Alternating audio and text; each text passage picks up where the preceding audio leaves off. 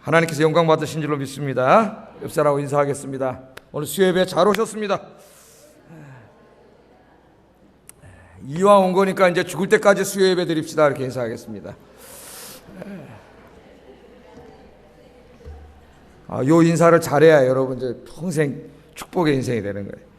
자, 오늘은 읽은 말씀을 가지고 끝까지, 잘 들으세요. 끝까지 부지런하게 신앙생활 합시다. 그런 주제로 말씀을 전하겠습니다. 끝까지도 중요하고 부지런하게도 중요합니다. 끝까지 부지런하게 신앙생활 합시다. 그런 주제입니다. 신앙생활을 제가 비유할 때 자전거 타는 것에다가 비유했습니다. 자전거. 여러분, 자전거를 탈 때 자전거 언제 제일 신납니까? 탁 타가지고 페달을 하싹싹 밟다가 어떻게 해요? 샥 밟기 시작하면 어떡합니까? 자전거가 쫙 달려나가잖아요. 제가 요즘은 자전거를 안 타가지고 그 맛을 못 느끼고 있는데, 자전거 탈 때는 저 한강변 가가지고 타면 너무 신나죠. 막 페달을 밟으면 밟을수록 어떻게 해요?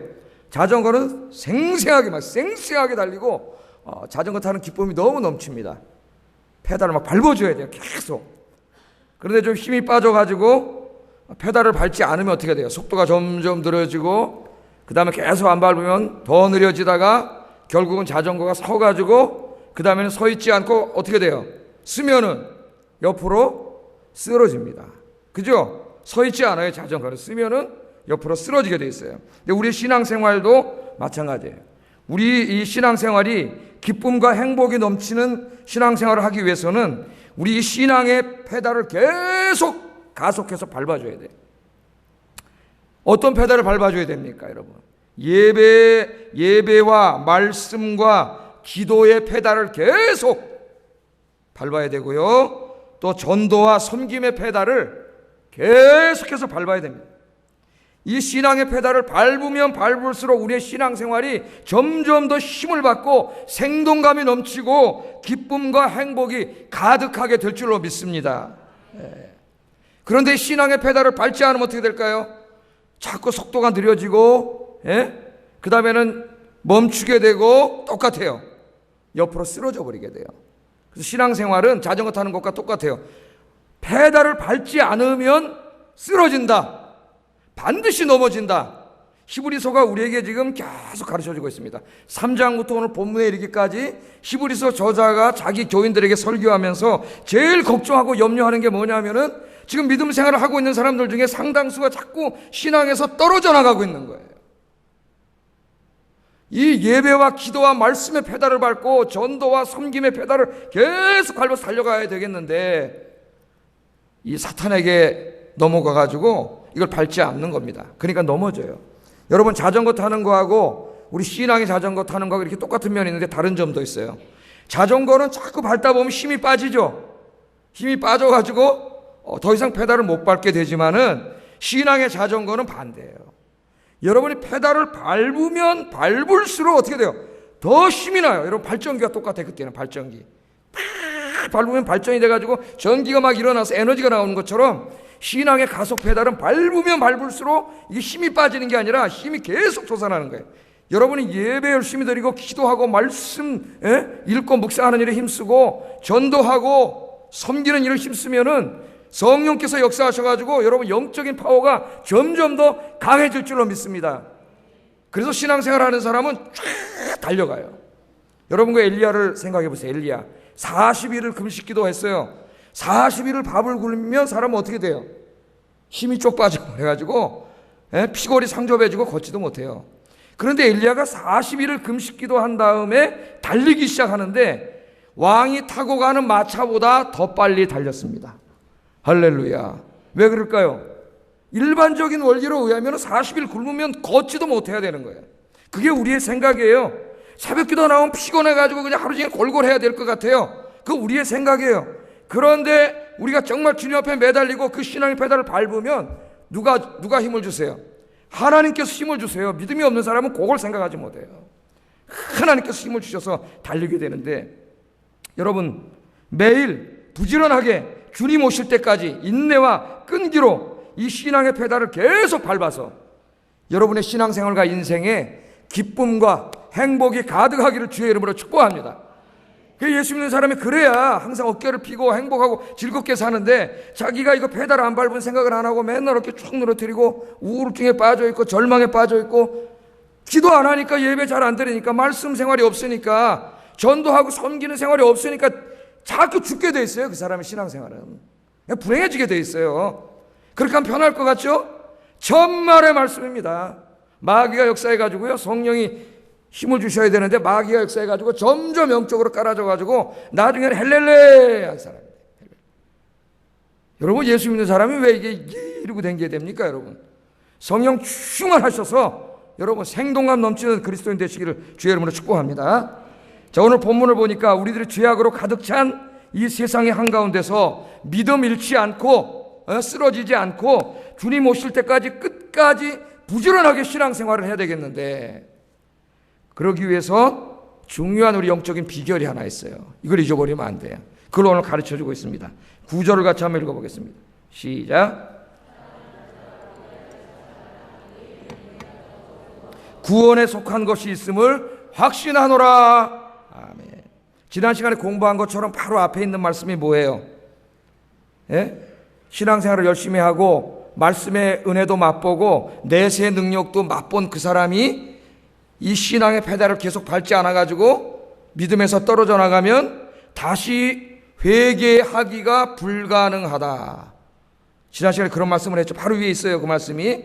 그래서 너희들은 말씀이 떨어지면, 말씀의 씨가 떨어지면은 그 씨앗이 떨어져서 많은 결실을 맺는 옥토 같은 정말 더욱더 풍성해지는 사람이 돼야지, 거기서 가시와 엉겅퀴를 내고 이런 사람이 돼서는 안 된다고 하는 것을 가르쳐 줬습니다.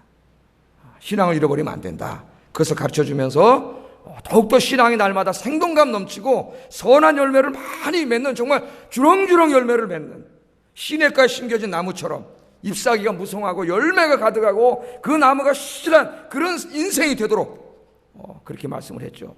그 인생을 우리가 살아가야 되겠는데, 그런 신앙생활을 해야 되겠는데, 이제 사탄이 방해를 해요.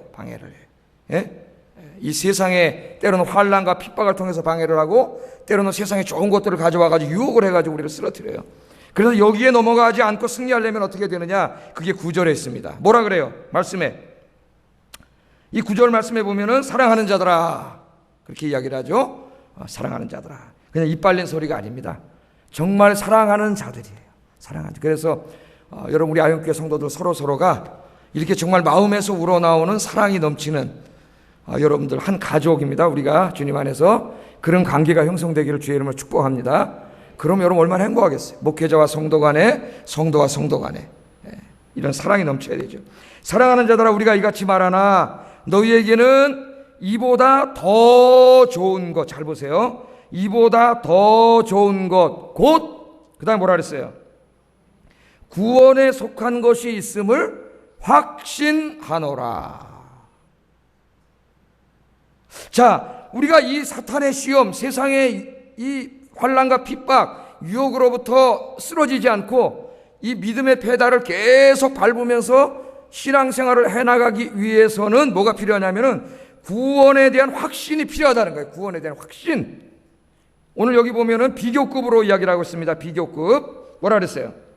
이보다 더 좋은 것, 곧 구원에 속한 것을 확신한다. 그러니까 이 확신은 누가 하는 거예요? 히브리서 저자가 하는 거예요. 일단 목회자가, 제가 여러분에게 그렇게 말하는, 나는 여러분 안에 이미 여러분이 이보다 더 좋은 것, 곧 구원에 속한 것에 대한 확신이 여러분에게 있는 줄 나는 확신합니다. 제가 그렇게 설교한 거예요. 여러분을 믿고, 여러분 이렇게 믿음이 있을 거라고 제가 확신하는 것까지 확신하는 거예요.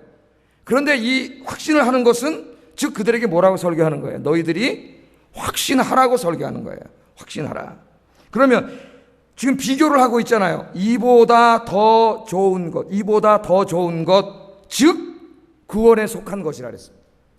그러면 지금 구원에 속한 것과 뭐를 비교하고 있어요? 이보다 더 좋은 것, 이것과 비교하고 있잖아요. 이것이 뭔지는 설명하지 않습니다. 그런데 히브리서 앞에서부터 쭉 읽어보면 이것은 뭐예요? 이 세상에 속한 것이에요. 그러니까 이 세상에 속한 것보다 더 좋은 것, 즉 구원에 속한 확신이, 구원에 속한 것을 여러분들이 확신함을 내가 확신한다 그런 말이에요. 확신하고. 자, 여러분, 이미 히브리서 저자는 3장부터 여러 번에 걸쳐서 자신의 성도들이 믿음에서 떠나 세상으로 가는 것을 매우 안타깝게 여겼습니다. 어떤 사람들은 은혜를 체험하고 말씀과 내세의 능력을 맛본 후에 이제 저 사람은 정말 좀 이렇게 믿음의 사람이 됐구나 하고 목회자가 바라보고 있는데 어느 날 보니까 또 꼬꾸라져 있어. 목회자가 보면 참 그런 거 많아요. 저 사람이 이제 참 정말 신앙생활 잘하겠구나. 그런데 어느 날 보면 또 꼬꾸라져 있어요. 지금 여기 히브리서를 쓸 때는 완전히 교회를 떠나서 배도의 길을 가는 사람들이 많았습니다. 그런데 우리 가운데 그 정도는 아니라 할지라도 정말 하나님을 향하여 이 내세의 능력과 말씀의 맛을 보고 막 이 기쁨과 은혜 넘치던 사람이 어느 날 깨갱해가지고 교회도 잘 안 나오고 그렇게 될 수 있잖아요. 우리 주변에 많죠. 여러분 구역에도 많잖아요. 그래서 우리가 힘을 합쳐서 그분들을 다시 다 이렇게 하나님께로 데려오게 하는 게 굉장히 이게 중요한 사명이에요. 이제 좀 이따 나와요. 그게. 자, 이 사람들이 왜 이렇게 하나님의 은혜를 체험한 후에 다시 옛 삶으로 돌아갈까? 목회자가 생각하는 거예요. 그런 생각을 하겠죠. 왜냐하면은 세상을 사랑했어요. 세상을 너무 사랑해. 예수 믿기 전에 세상을 사랑했던 그 세상을 잊지 못하고 그 세상을 신앙생활하는 것보다 하나님께 예배드리고 말씀 읽고 기도하고 전도하고 봉사하고 섬기고 그러는 것보다 세상을 어떻게 해요? 더 사랑하네. 더 사랑해.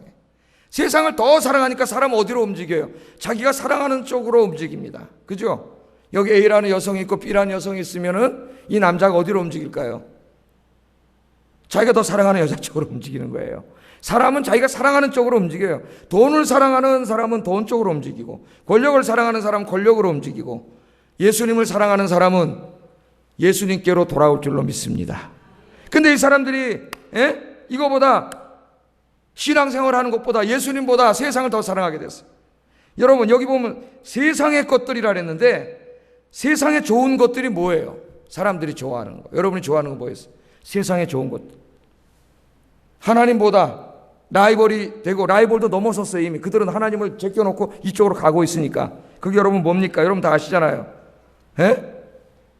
머니, 돈 제일 좋아하지 않습니까? 돈 싫어하시는 사람 한번 손들어. 싫어하시는 사람은 제 통장으로 번호 가르쳐 드릴 테니까 다 입금시켜 주시기 바랍니다. 돈 싫어하는 사람이 어디 있어요? 또 뭐가 있어요? 집, 땅, 막 그런 거 아닙니까? 좋은 차, 권력, 세상의 쾌락과 즐거움, 이런 것들이겠죠. 우리 눈에 쫙 보이는 거. 이 히브리서 10장에 보면은 이제 뒤에 나옵니다. 이런 게 설명. 히브리서 10장에 이제 쭉 읽어 나가다 보면은 그 당시에 로마 교회 성도들이 세상의 것들을 너무나 사랑해가지고 나중에는 예배 시간도 점점 빼먹기 시작했어요. 원래 초대교회 성도들은 어떻게 했습니까? 매일 성전에 모였습니다. 사도행전 2장을 읽어보세요. 매일. 여러분 은혜에 대한 갈망이 있을 때는 매일 와도 이 갈증을 채울 수가 없어요. 그래서 새벽에 나오는 거예요. 매일 하는 매일. 그런데 이제 이게 점점 식어졌어요. 또 로마의 그 화려한 문화와 또 그 풍요로운 경제 생활, 그것을 자기도 많이 누리고 싶으니까 그것들을 누리기 위해서 그 돈을 벌어야 되지 않습니까? 그러니까 세상으로 자꾸 한 발 가다가 10장에 가면은 예배 시간을 소홀히 하게 돼요. 그래서 그때 그 유명한 말씀이 나오는 거예요. 마지막 때가 될수록 모이기를 패하는 어떤 사람들의 습관처럼 하지 말고 마지막 때가 가까울수록 모이기를 더 힘쓰라 그랬죠. 우리 하나님께서. 그래서 모이기를 자꾸 패하는 거예요. 여러분 개인으로 말하면 여러분 개인이 예배 시간을 자꾸 빠지기 시작하고 성경 읽고 말씀 읽는 생활도 제껴놓기 시작하고 기도 생활도 제껴놓기 시작하고 전도도 안 하고 섬김도 없고 봉사도 없고 자꾸 이렇게 되는 거죠. 자꾸 이렇게 되는 거예요. 그래서 나중에는 예배를 빼먹는 것도 아무렇지도 않게 생각했어요. 그러니까 맨 처음에 예배 시간을 빠지면 어떻게 될까요? 여러분 한번 다 빼먹어 보셨으니까 아시잖아요. 어때 마음이? 불안합니다. 불안해. 저도 옛날에 경험해 보니까 불안해가지고 또 하필이면 그때 이렇게 버스 타고 한강다리 지나갈 때는 더 무서워요. 왜? 내가 예배도 안 드렸는데 이 지금 지나가다 한강다리 빠져 죽을까봐 차 사고 나가지고. 하나님은 그렇게 하시지 않지만 많이 불안하잖아요. 그래도 그때는 희망이 있을 때예요. 그런데 요게 2번 빼먹고 3번 빼먹다 보면 어떻게 돼요? 마음이 다 담대해집니다. 한 번 빼먹고, 두 번 빼먹고, 세 번 빼먹었는데도 한강다리 지나가는데 버스가 안 빠져. 내 인생에 아무 일도 안 벌어져. 하나한테 한 대 두드러 맞을 줄 알았는데, 그런 것도 없고, 그러면 점점 더 담대해져요. 그래서 히브리서 10장에 있는 것처럼 나중에는 예배에도 그냥 한쪽으로 제껴놓고 예배 빼먹는 거 아무렇지도 않게 생각하는, 그 정도까지 됐다면은 여러분 심각한 겁니다. 지금 우리 금식기도 하셔야 돼요. 돌아오셔야 돼요. 왜 이 사람들이 이렇게 세상을 사랑하게 됐나? 그러면 이렇게 은혜를 맛봤는데도 왜 이렇게 세상을 사랑하게 됐나? 그걸 또 우리가 한번 생각해 봐야 되겠어요. 그걸 지금 말하고 있는 거예요. 그게 뭐냐면은 이 세상의 좋은 것들보다 더 좋은 하나님이 우리에게 약속하신 구원에 속한 것들, 그러니까 구원의 축복이죠. 구원이라는 게 우리가 말이 구원 그러지 그 안에 속해 있는 어마어마한 축복이 있죠. 그런 것들을 어떻게 되는 거예요? 확신하지 못했기 때문이라는 거예요. 확신하지 못했기 때문에. 여러분, 하나님께서는 믿음과 인내로 신앙생활 하면서 믿음 생활을 잘하는 사람들에게 이 세상의 것들과는 비교도 안 되는 훨씬 더 좋은 것들을 준비해 두셨습니다. 여러분, 이거 믿습니까? 그게 오늘 보면 구원에 속한 것들이라고 이야기해요. 구원에 속한 것들. 여러분, 내가 구원받았다는 것은 어떤 의미입니까? 여러분이 구원을 받았어요. 그럼 여러분이 구원을 받았으니까 그 구원받음에 속한 축복이 뭐예요? 뭐가 있어요? 한번 얘기해 보세요. 진짜 이 세상에 돈보다 좋은 것들인지 한번 비교해 봅시다. 여기 비교했으니까 비교급으로. 여기 돈 있어요. 돈. 한 100억 있어요.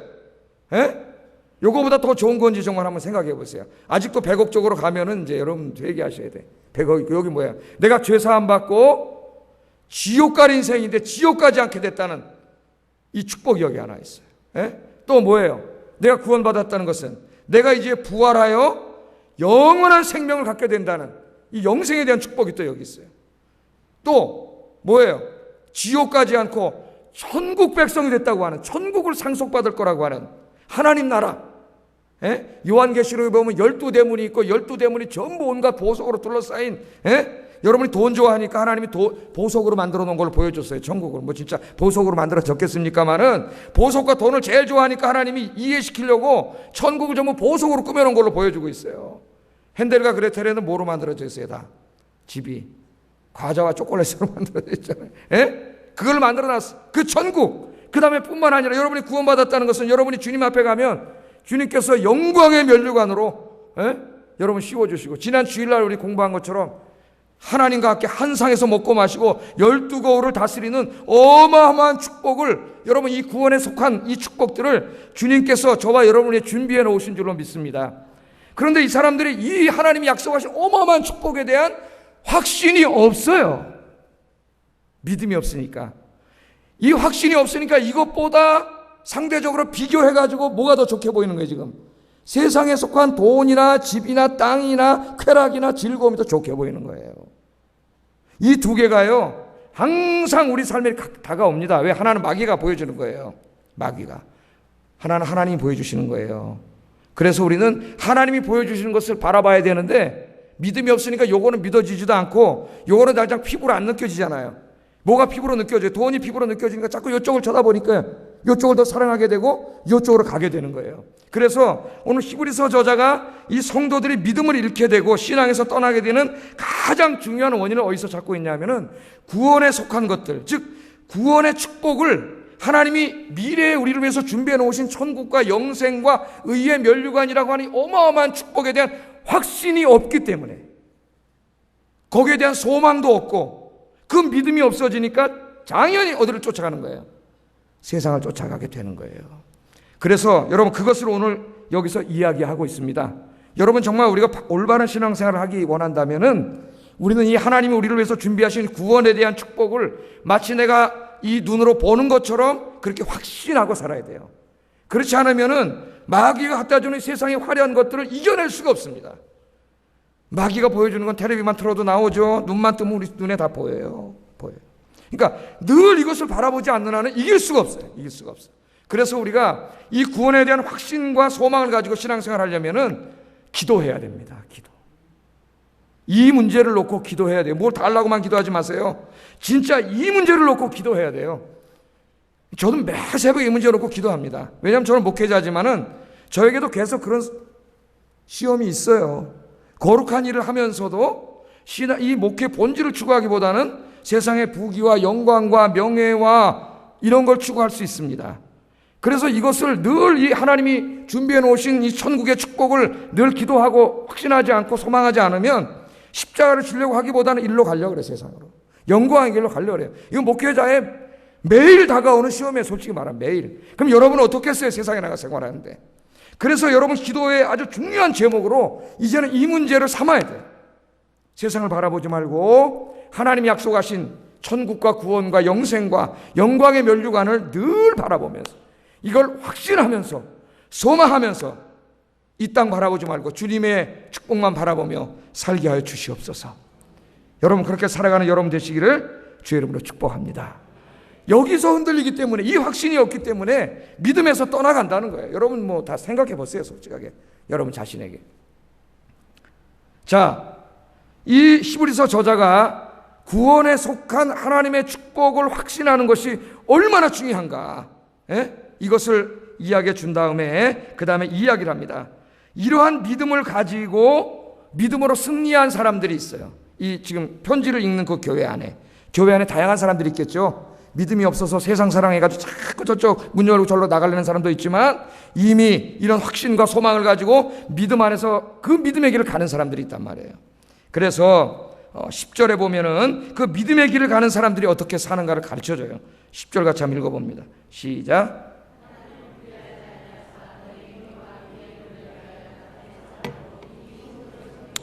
이제도 섬기고 있는 것을 잊어버리지 아니하시느니라. 아멘. 히브리서 저자가 두 가지를 말합니다. 두 가지. 이런 믿음을 가지고 믿음의 길, 그 하나님의 구원에 속한 축복을 바라보면서 걸어가는 사람들의 삶을 보니까, 그 교회 안의 삶을 보니까 두 가지 특징이 있더라는 거예요. 그런 사람들은 첫째는 어떤 특징이 있어요? 환난과 핍박 가운데서도 그들이 믿음의 싸움에서 승리한다는 겁니다. 믿음의 싸움. 그들이 이것을 행위라 그랬어요. 행위. 그 다음에 또 다른 하나는 그 어려움 속에서도 어려움 당하고 있는 다른 성도들을 섬기고 있더라는 거예요. 섬기고 있어요. 그것을 이야기하죠. 10절을 다시 한번 읽어보세요. 10절 시작. 너희 행위와 그의 이름을 위하여 나타낸 사랑으로 이미 성도를 섬긴 것과 이제도 섬기고 있는 것을 잊어버리지 아니하시니라. 그러니까 여기 너희 행위와, 그렇죠? 너희 행위와 그의 이름을 위하여 나타난 사랑으로 성도를 섬긴 것을 하나님이 잊지 않으신다. 그렇게 얘기했죠. 그래서 어떤 주석을 보면 그 너희 행위와 성도를 섬긴 것을 동격으로 보는 주석도 있습니다. 동격으로 볼 수도 있어요. 그래서 문법적으로 틀리지 않습니다. 너희 행위, 즉 성도를 섬긴 것, 그렇게 해석해도 문제는 없습니다. 근데 저는 따로따로 보고 싶어요. 히브리서를 쭉 읽다 보면은 이 두 가지가 다 나와요. 그래서 첫 번째는 뭐냐면은 너희 행위라고 하는 것은 그 환난과 핍박 가운데서도 그들이 믿음의 싸움을 싸워서 승리한 내용이에요. 승리한 내용. 이 내용이 히브리서 10장 32절, 34절 한참 읽어가다 보면 뒤쪽에 나와요. 우리 한번 저 모니터를 보면서 같이 한번 읽어보겠습니다. 시작.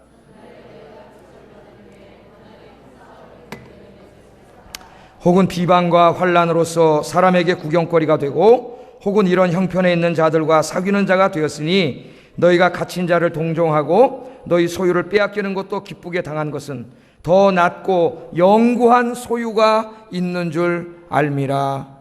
아멘. 여기 보면 아까 구원에 속한 것이라 그랬죠. 지금 오늘 본문에는 구원에 속한 것을 여기는 좀 풀어서 해석을 했어요. 어떻게? 이 세상보다 더 낫고 더 좋다는 말이죠. 더 좋고 영원한 소유가 하늘에 있는 줄 알고 있기 때문에 이런 신앙생활을 할 수 있었다. 그렇게 좀 풀어서 설명을 합니다. 자, 여기 보세요. 하나님의 구원의 축복을 확신했던 사람들, 이 세상보다 더 좋은 영원한 하나님이 주실 소유를 바라보며 살았던 그 사람들은 환난과 핍박과 조롱과 멸시 가운데서도 믿음으로 승리했다는 거예요. 믿음의 길을 걸어갔다는 겁니다. 당시에 여러분 로마 사회에는 여러분이 잘 알고 있는 것처럼 예수님을 믿는 것이 여러분들처럼 편안한 환경이 아니었습니다. 여러분 예수 믿는 것 때문에 우리 사회적으로 무슨 여러분 어떤 조직적으로 어떤 집단에게 환난과 핍박을 당하는 거 있습니까? 물론 개인적으로 안 믿는 집에서 이렇게 교회를 나오면서 그런 사람이 개인적으로 있을 수 있지만 무슨 사회적으로 조직적으로 그런 건 없잖아요. 그런데 이 당시에는 그렇지 않았습니다, 여러분. 기독교에 대한 적대감이 그 로마 사회에 팽배해 있었고, 교회를 다니고 예수를 믿는다는 그 자체가 이미 따돌림 당하고 멸시받고, 여기 보면 멸시와 조롱을 당한다 그러지 않습니까? 무슨 벌레 취급 받았다고. 벌레. 저 예수 믿는 자이 그럼 벌레 취급했다니까요, 진짜로. 환난과 핍박이 있었고, 그런 가운데서 신앙생활했어요. 그런 가운데서. 그러니까 뿐만 아니라 오늘 보면은 예수 믿는 것 때문에 어떻게 했다고요? 심지어는 우리의 재산을 빼앗기기도 했다랍니다. 본문에 나오잖아요. 너희 소유를 빼앗겼다 그래요. 너희 소유를 빼앗겼어요. 그런데도 그것을 어떻게 했다고요? 기쁘게 감당했다랍니다. 기쁘게. 조롱당하고 핍박당하고 환난당하고 매맞고 직장에서 쫓겨나고 심지어는 재산까지도 내 재산인데 뺏겨. 예수 믿는 것 때문에. 억울하지만 말할 수가 없어요. 강제적으로 빼앗기고 이런 일을 당하는데도 그것을 어떻게 받아들였다고요? 기쁨으로 받아들였다는 거예요. 기쁨으로. 여러분 위대하지 않습니까? 그런 모든 것들을 기쁨으로 받아들였다는 거예요. 요 조금 그 재산을 뺏겼다는데 예수 믿는 것 때문에 어떻게 재산을 빼앗기게 됐는가? 조금 한번 역사적으로 조금 살펴보겠습니다. 이해를 돕기 위해서 잠시 그 당시의 역사를 좀 공부를 해보겠습니다. 히브리서가 쓰여진 후 몇십 년 후의 일이지만은 이때 사건을 반영하고 있기 때문에 이 당시의 역사를 이해하는 데 굉장히 중요합니다. 지금의 그 터키가 지금 한 나라지만은 그 당시 로마 제국 때는 여러 나라로 나뉘어져 있었어요. 그 중에 이제 우리 성경에도 나오는 이 비두니아 땅이라고 하는 왕국이 있는데 여기에 로마 총독인 플린이라고 하는 사람이 총독으로 가게 됩니다. 총독으로. 그 당시에 로마 황제는 트라이안이라고 하는 황제였어요. 트라이안. 여기 한번 이렇게 트라이안이 몇 년도 사람인지 한번 보여주세요. 트라이안이 나옵니다. AD 97년에서 117년까지 로마를 다스렸던 황제인데 기독교를 엄청나게 박해했던 그런 사람이에요. 기독교인은 곧 죽음과 동의어인 시대였습니다. 여러분 뭐 다 설명할 것도 없어요. 기독교인은 곧 뭐랑 동의어라고요? 죽음하고 동의어였어요. 기독교인은 잡혀가면 처형당하는 거예요. 끔찍하게 처형당하는 거예요. 그런 시대에 이 사람들이 신앙생활을 했는데 이런 가운데서도 당시 그리스도인들이 믿음의 싸움에서 패배하지 않고 승리했어요. 순교하기까지 믿음을 지켰습니다. 한 번만 예수를 욕하고 황제의 상에다가 절하면 살려준다. 그렇게 3번이나 기회를 줬는데도 그들은 당당하게 걸어가서 순교하는 길을 택했다고 이 플리니의 편지에 나와요. 편지에. 이 역사적인 기록에 나옵니다. 이 플리니 총독이 자기가 황제의 명을 받아서 기독교인들을 잡아다가 이렇게 신문을 해봤어요. 신문을 해봤더니 소문과는 달라. 소문에 보면 무슨 영화를 삶아먹고 무슨 뭐 이상한 죄를 짓고 국가 전복을 기도하고 이런 자들이라고 자기 소문을 듣고 황제의 명을 받아서 잡아가지고 신문을 해봤더니 그런 사람들이 아니야. 자기가 보니까 기독교인들이요. 정말 모범적인 사람이에요. 누구보다도 로마의 법을 잘 지키는 사람들이에요. 최고의 모범적인 사람들이 기독교인이에요. 단 하나 문제가 있다면은 예수라고 하는 사람을 신으로 섬기면서 황제 로마가 지금 로마의 국교인 황제 숭배를 하지 않는 것 외에는 어떤 사람보다도 정직한 사람들이 기독교인이라는 걸 알게 됐어요. 이 트라이안이. 그러니까 이 기독교인들을 잡아다가 처형을 시키는데 양심의 가책을 느끼게 됩니다. 이 사람이. 양심의 가책을 느끼게 되고 이것이 로마의 법과 정의에 어긋나는 일이라고 생각을 하게 돼요. 이 사람이. 그래서 황제 트라이안에게 편지를 씁니다. 편지를. 그러니까 그 당시 로마 하나의 그 사람으로서는 굉장히 양심적인 사람이에요. 양심적인 사람. 우리나라의 좀 이 정치인들이 나는 이렇게 좀 법과 자기 철학과 소신과 양심을 지키는 사람이 됐으면 좋겠어요. 사안에 따라 요 말했다가 저 말했다. 어제는 요 말했다. 분리하면 요 말하고 1년 전에는 요거 찬성했다. FTA 찬성했다가 또 직권을 뺏기면 또 반대하고 이런 사람들이 아니라 정말 법과 정의와 양심을 지키고 아무리 자기 편이라도 잘못됐을 때는 잘못됐다고 이야기할 수 있는 사람이 있어야 정치가 발전을 하는데 참 안타까워요. 우리나라에는 요 촉새, 요 뭐라 그럴까, 생쥐 같은 놈들만 있어요. 미안합니다. 정치인들. 생쥐 분들만 있는 것 같아요. 정말 마음이 아파요. 마음이. 그래서 이 플리니가 황제에게 편지를 보냈는데 한번 읽어보세요. 이제 읽어드릴게요. 뭐라고 편지를 보냈는지 물을 한 잔 마시고 읽어드리겠습니다. 지금 기독교인들이 당한 환란을 이해하기 위해서 공부하는 거예요. 아이 무슨 설교 시간에 또 저 편지를 읽어주시나 이렇게 또 그렇게 생각하면 좀 머리가 안 돌아가는 사람. 자, 저는 그리스도인들에 대해 어떻게 해야 할지 모르겠습니다. 이 사람 믿는 사람도 아니고 한 로마의 정치인이었지만 양심이 살아있는 사람이었어요. 저는 그리스도인들에 대해 어떻게 해야 할지 모르겠습니다. 누구든지 기독교도가 되면 꼭 그렇게 처형되어야만 합니까? 황제에게 물어보는 거예요. 황제 정책에 대해서. 그들은 실제로 무슨 나쁜 일을 한 것이 틀림없는 사실입니까? 만일 피고 스스로 기독교도가 아니라고 한다면 그를 놓아주어도 되겠습니까? 스스로 그리스도인임을 시인하는 자들에 대해 저는 그들이 로마 시민일 때에는 로마로 보내도록 하고 로마 시민이 아닐 경우에는 죽이라는 명령을 받았습니다. 하나 저는 그들이 고집이 너무 세기 때문에 벌을 받아 마땅하다고 생각하는 바입니다. 저는 그들이 폐하의 제단에 분향하고 그리스도를 욕하면 살려주려고 3번이나 기회를 주었습니다. 제게는 집사라고 불리는 여자 노예들이 몇 명 있는데 저는 그들을 고문했습니다. 저는 그들에게서 몇 가지 미친 생각들, 이게 신앙이에요, 신앙을 이외에는 나쁜 것을 아무것도 발견하지 못했습니다. 수많은 사람들이 이런 어리석은 것에 감염돼 우리의 신전은 거의 텅 비어버렸습니다. 그 로마 목숨을 걸고 그 신전에 가서 절하지 않는 거예요, 기독교인들이.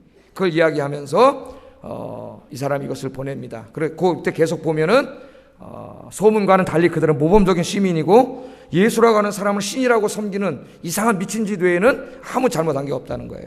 그랬더니 이 편지를 받고 이 핍박자 트라이안이 이렇게 편지를 답장을 보내. 이거 다 역사에 있어요. 이런 답장을 보냅니다. 답장을. 이 답장이 여기 있어요. 제가 읽어드리겠습니다. 로마 통치 영역에 거주하는 모든 주민들은 로마의 법령에 따라야 한다. 그러나 기독교인들의 처벌에 관하여서는 별도로 규정한 법이 아직은 없다.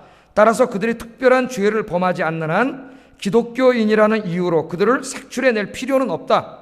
그것은 시간과 국력을 낭비하는 것이기 때문이다. 그러나 일단 고발된 자들은 로마 법대로 처벌하라.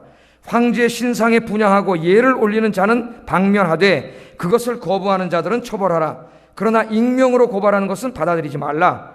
그것은 로마의 법정신에 어긋나는 것이다. 그래서 지금 일말에 양심이 있는 사람이에요. 이게 무슨 말이냐 하면은요, 무슨 말이에요? 기독교인들을 일부러 막 이 정보원들을 보내가지고 누가 기독교인인가 다 하나씩 조사해가지고 그런 시간과 정력을 낭비해서 일부러 체포할 필요는 없다는, 그렇게 하지 말라는 거예요. 그런데 누군가가 건전한 양심과 이성을 가진 시민이 이 사람들은 기독교인입니다, 황제 숭배를 하지 않는 기독교인입니다 라고 고발을 했을 때는 그 사람들을 잡아다가 로마 법대로 죽이라는 겁니다. 그런데 한 번 더 기회를 주라는 거예요. 거기서도 만일 예수를 부인하고 황제에게 절을 하면 살려주라는 거예요.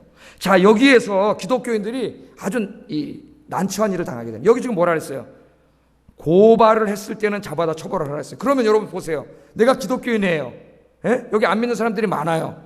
일부러 정부에서 색출하진 않습니다. 그런데 내 옆에 있는 사람들이 내가 기독교인인 걸 갖다가 고발을 해요. 그럼 어떻게 돼? 난 끌려가서 죽는 거예요.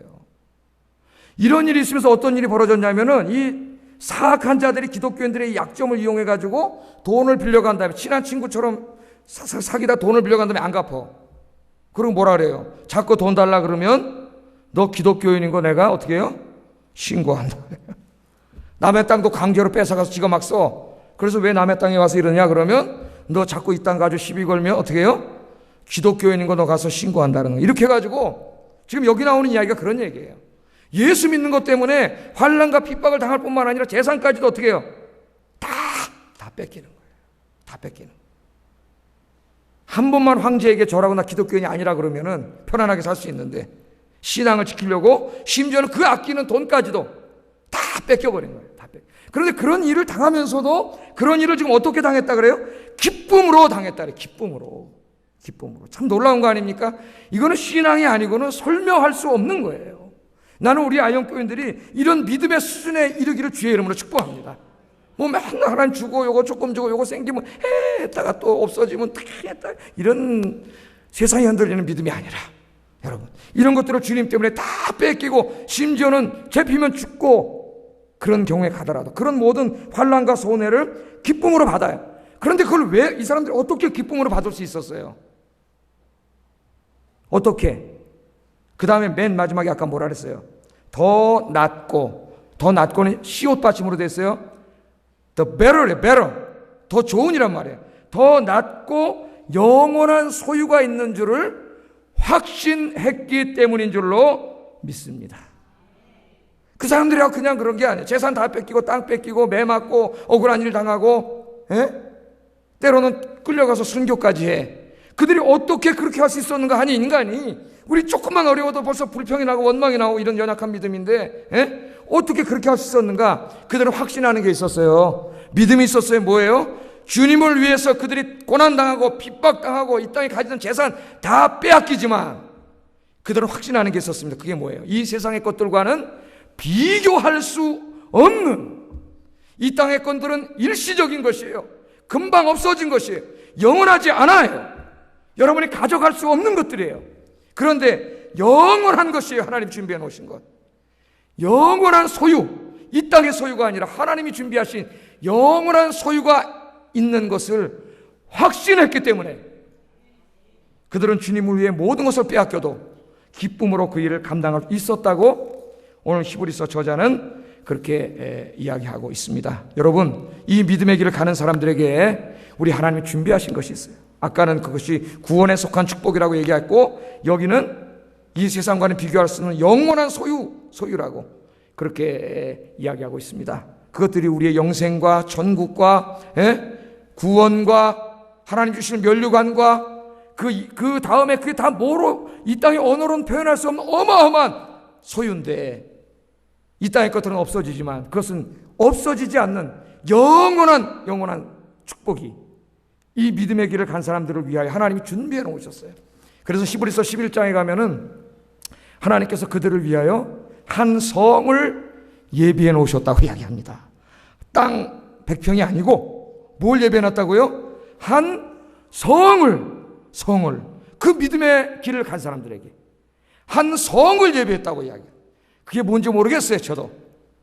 그러나 어마어마한 축복이, 어마어마한 소유물이 기다리고 있음을 깨닫고, 여러분들도 이 믿음의 길을 걸어가시는 여러분 되기를 주의 이름으로 축복합니다.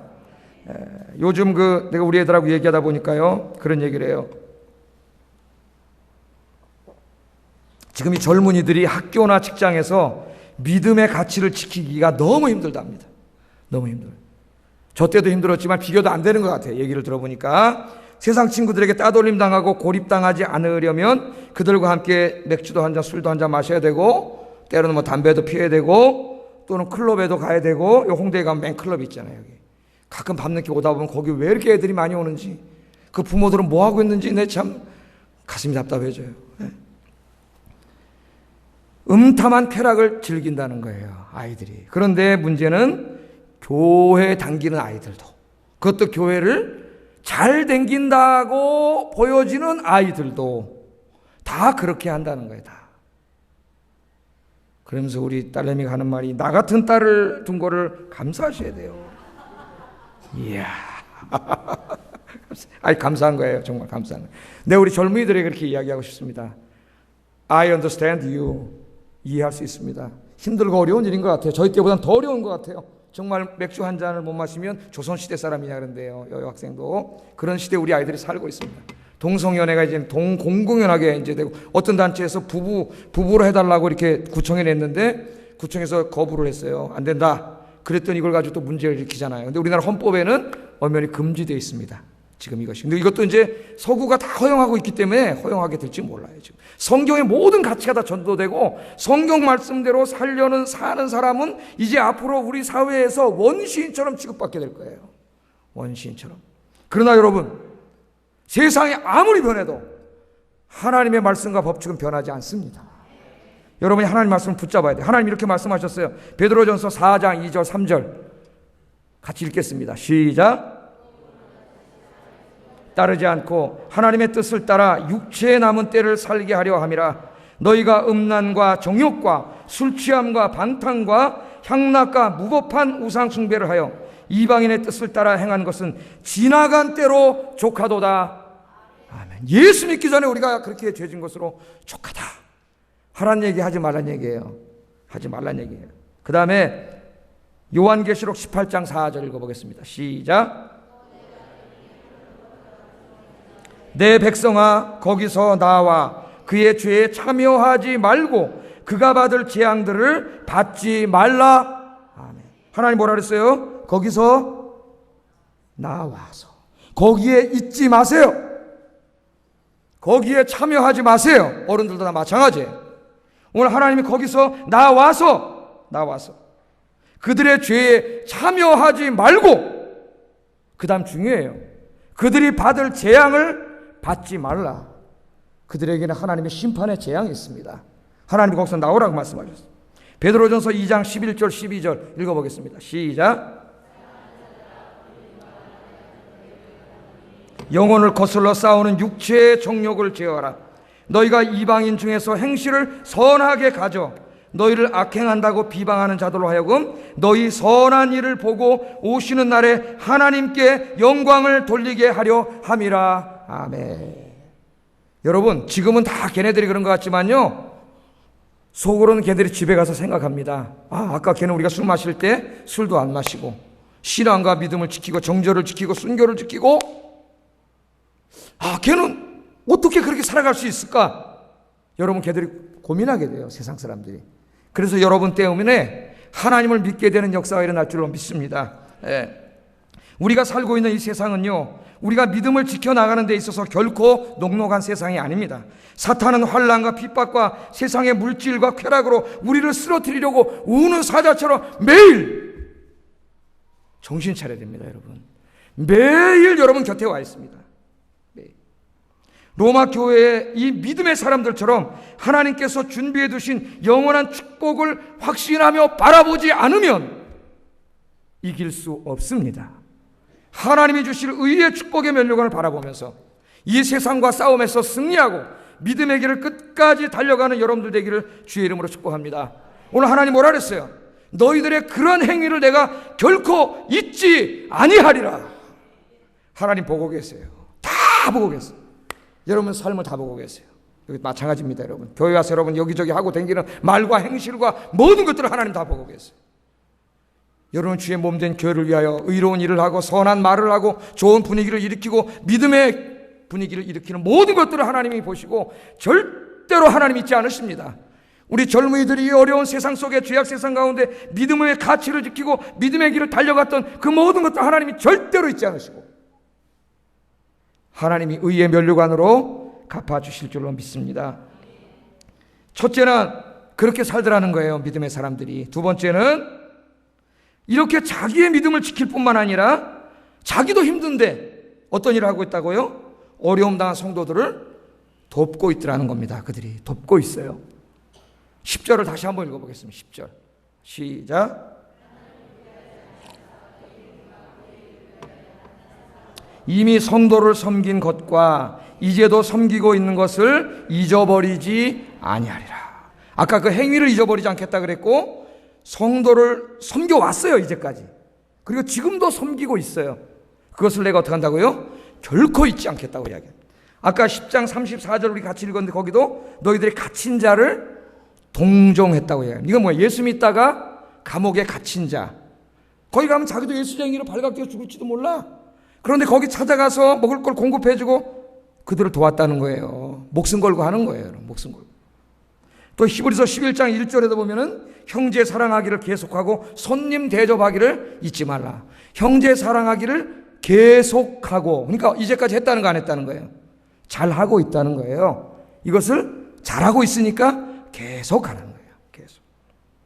우리는 죄악으로 가득 찬 이 세상에서 우리의 믿음을 지켜야 할 뿐만 아니라 어려움 당하고 있는 성도들의 믿음도 돌봐야 합니다. 그들의 형편도 돌봐야 합니다. 그들을 위해 기도해야 하고 권면해야 하고 그들이 어려울 때 하나님 우리에게 주신 것들로 공급해 주어야 합니다.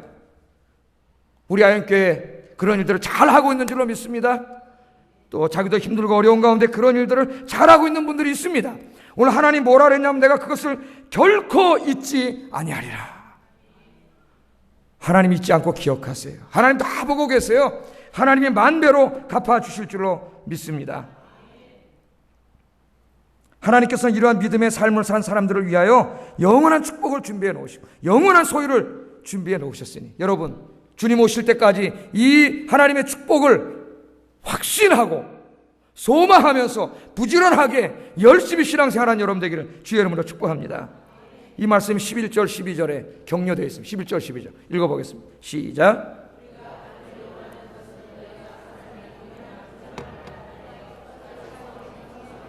게으르지 아니하고 믿음과 오래 참음으로 말미암아 약속들을 기업으로 받는 자들을 본받는 자 되게 하려는 것이니라. 이 마지막에 목회자의 간절한 소망이 담겨 있습니다. 그게 뭐예요? 이제 우리가 간절히 원하는 게 있다는 거예요. 목회자들이 간절히 원하는, 그건 곧 하나님이 간절히 원하시는 것이겠죠. 그게 뭐냐면은 너희 각 사람이, 이제까지 큰 원리를 설명했다면은 이제 한 사람 한 사람에게 대한 소망을 이야기하십니다. 하나님 목회자를 통해서. 오늘 예배 참석한 여러분 한 사람 한 사람이, 각 사람이 동일한 부지런함을 나타내요. 뭐예요? 앞에 이 믿음 생활을 잘하고 있는 사람들처럼 그렇게 동일하게 부지런하게 게으르지 말고 그렇게 믿음 생활을 쫙 하기를 어떻게 한다는 거예요? 간절히 원한다는 거예요. 여러분 이게 목회자의 마음이에요. 목회자는 하나님께서 자기에게 맡기신 양들이 있습니다. 오늘 여기 오신 분들은 다 목회자의 양들이에요. 물론 주님이 참 목자이시지만 모경의 사역을 목회자에게 맡겨놓으셨어요. 여러분 목회자의 소망이 뭐라고 생각하십니까? 목회자가 하나님 앞에 갔을 때 면류관이 뭐라고 생각하세요? 하나님이 자기에게 맡겨준 양들이에요. 양들. 그 양들을 한 사람도 잃지 않고 하나님 나라 왔을 때 하나님 다 기록되어 있기 때문에 이 목회를 잘해가지고 그 사람들을 다 데리고 여기 천국에 왔는지 두려운 것이죠. 저에게는. 그래서 오늘 히브리서 저자가 말하는 거예요. 너희 각 사람이라는 거는 이제 이 교회에 나오고 있는 우리 아영교회 모든 사람 한 사람이 다 이런 믿음의 싸움을 싸우고 믿음의 싸움에서 승리하는 여러분 되기를 주의 이름으로 축복합니다. 여기서 중요한 건 뭐예요? 천국이 임할 때까지 게으르지 말고 부지런하게 그렇게 신앙생활하라는 거예요. 게으르지 말고 부지런하라 그랬어요. 아까 뭐라 그랬어요? 제가 서론에 자전거 페달을 밟으라 그랬어요. 어떤 페달을 밟으라 그랬어요? 예배의 페달을 밟고 기도의 페달을 밟고 말씀의 페달을 밟고 또 어떤 페달을 밟고 전도의 페달을 밟고 섬김의 페달을 밟고 세상의 죄악과 싸우는 이 악과 싸우는 페달을 밟고 어떻게 해요? 이 멈추지 말고 어떻게 하라는 거예요? 계속 부지런하게 주님 오실 때까지 끝까지 달려가라는 거예요. 끝까지. 여러분 끝까지 페달을 밟으면 지친다 그랬어요? 안 지친다 그랬어요? 더 힘이 나요. 발전이 돼요. 성령께서 더 큰 힘을 주세요. 그렇게 달려가기를 내가 간절히 원한다. 간절히 원한다.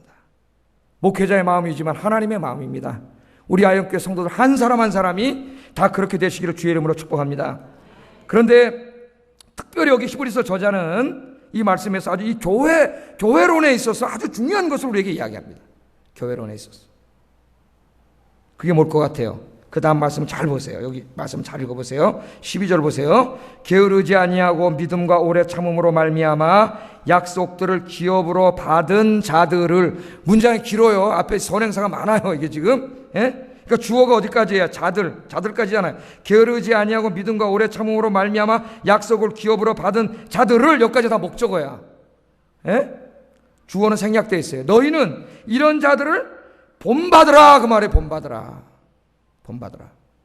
그러니까 지금 신앙생활하고 있는데 교회 안에는 여러 종류의 사람이 있겠죠. 이제 막 믿음 생활을 시작한 사람도 있고 한 10년 한 사람도 있고 한 20년 한 사람도 있고 이미 직분을 받고 있는 사람도 있고 목회자도 있고 많은 사람들이 있겠죠.